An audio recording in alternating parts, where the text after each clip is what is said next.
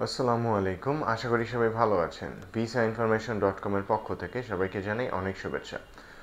আপনারা যারা বর্তমান সময়ে ক্রোয়েশিয়া ভিসার জন্য অ্যাপ্লাই করতে চান, তারা প্রায়ই আমাদের কাছে জানতে চান যে ক্রোয়েশিয়ার ট্যুরিস্ট ভিসা অ্যাপ্লাইয়ের জন্য বাংলাদেশ থেকে অ্যাপ্লাই করা যাবে কিনা, বর্তমান সময়ে রেশিওটা কীরকম, রেজাল্ট আসতে কতদিন সময় লাগে। এই ধরনের অনেক প্রশ্ন আপনারা আমাদেরকে করে থাকেন। আজকের ভিডিওতে আপনাদের একটু ধারণা দেওয়ার চেষ্টা করব যে ক্রোয়েশিয়া ভিসা অ্যাপ্রুভালের রেশিওটা বর্তমানে কীরকম বা আপনার চান্সেসটা কীরকম।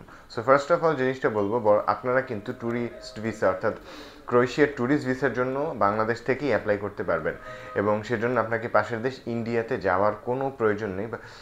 বাংলাদেশেই হচ্ছে ভিএফএস গ্লোবালের মাধ্যমে আপনি হচ্ছে আপনার ক্রোয়েশিয়ার ট্যুরিস্ট ভিসার ফাইলটা সাবমিট করতে পারবেন। সেক্ষেত্রে কিছু ব্যাপার আছে, সেটা হচ্ছে আপনার কিন্তু অবশ্যই একটা অ্যাপয়েন্টমেন্ট নিয়ে দেন আপনার ফাইলটা রেডি করে সাবমিট করতে হবে। এই ভিএফএস গ্লোবালের মাধ্যমে সাবমিট করলেও এখানে কিছু অন্য রকমের নিয়ম আছে যেগুলো আপনাকে ফলো করে দেন আপনাকে ক্রোয়েশিয়ার ফাইলটা সাবমিট করতে হবে।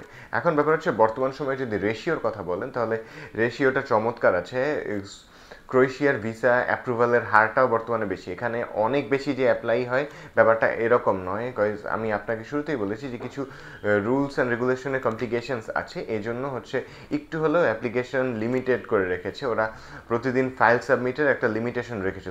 আপনাকে অ্যাপয়েন্টমেন্ট নিয়ে ওই টাইম অনুযায়ী আপনাকে গিয়ে ফাইলটা সাবমিট করতে হবে। এখন ব্যাপার হচ্ছে রেশিও যেহেতু ভালো আছে এবং ওদের রিকোয়ারমেন্ট যেটা আছে ওই অনুযায়ী কিন্তু আপনাকে ফাইলটা রেডি করে সাবমিট করতে হবে।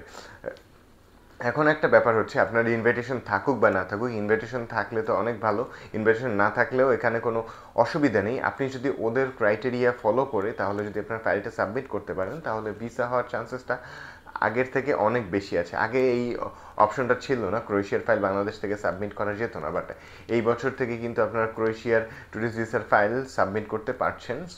সেক্ষেত্রে আর একটা ব্যাপার আছে, যেটা হচ্ছে আপনি কিন্তু রেগুলার ওয়েতে হচ্ছে ওদের ভিসা এম্বাসি ফিটা পেমেন্ট করতে পারবেন না। সেক্ষেত্রে কিছু নিয়ম আছে ওদের, এটা হচ্ছে টেলিগ্রাফিক ট্রান্সফার বা টিটির মাধ্যমে ওদের অ্যাপ্লিকেশন ফিটা সাবমিট করতে হয়। এটা একটু টাফ একটা ব্যাপার। এটা সম্পর্কে একটু খোঁজখবর নিয়ে দেন আপনারা হচ্ছে অ্যাপয়েন্টমেন্টটা নিয়ে আপনার ফাইলটা সাবমিট করতে পারেন। বর্তমানে এই যে রানিং মাস অগাস্ট রয়েছে, আমরা জুলাই মাসেও অ্যাপ্রুভাল পেয়েছি, অগাস্টেও অনেকগুলো ফাইল সাবমিট হয়েছে। আশা করা যায় যে ভিসা অ্যাপ্রুভালের হারটা অন্যান্য সেনজেন কান্ট্রির তুলনায় একটু বেশি। এখানে কেন বেশি তার কারণটা হচ্ছে অন্যান্য এম্বাসি ধরুন, সুইডেন এম্বাসি ধরুন, ওখানে আরও আপনি অনেকগুলো দেশের ফাইল জমা করতে পারছেন, বাট এগুলোর প্রসেসিং টাইমটা অনেক ইজি এবং আপনি সহজেই আপনার ফাইলটা রেডি করে সাবমিট করতে পারবেন এবং রেজাল্টটা উইদিন 15 ডেজ চলে আসে। আর এখানেও হচ্ছে রেজাল্টটা দ্রুতই চলে আসে, উইদিন 3 উইক্সের মধ্যে আপনি আপনার রেজাল্টটা পেয়ে যাবেন। কজ এখানে ক্রোয়েশিয়ার এই ফাইলটা বাংলাদেশে প্রসেস হয় না, এটা ইন্ডিয়া পাঠানো হয় এবং ওখান থেকে প্রসেস হয়ে স্টিকার হয়ে বাংলাদেশে আবার পাসপোর্টটা ফেরত আসে। এর জন্য একটু বেশি সময় লাগে। আশা করি আপনারা একটু হলেও বুঝতে পেরেছেন যে বর্তমান সময়ে রেশিওটা যেহেতু ভালো আছে, আপনি যদি ক্রোয়েশিয়ার ফাইল সাবমিটের প্ল্যান থাকে ভিসা অ্যাপ্লাইয়ের, তাহলে অবশ্যই আপনি বর্তমান সময়ে একটা অ্যাপয়েন্টমেন্ট নিয়ে ক্রোয়েশিয়ার ফাইলটা সাবমিট করুন। আশা করা যায় এই সময়ের মধ্যে আপনি আপনার ভিসা অ্যাপ্রুভালটা পেয়ে যাবেন। আজকের ভিডিওটি বেসিক্যালি এতটুকুই ছিল।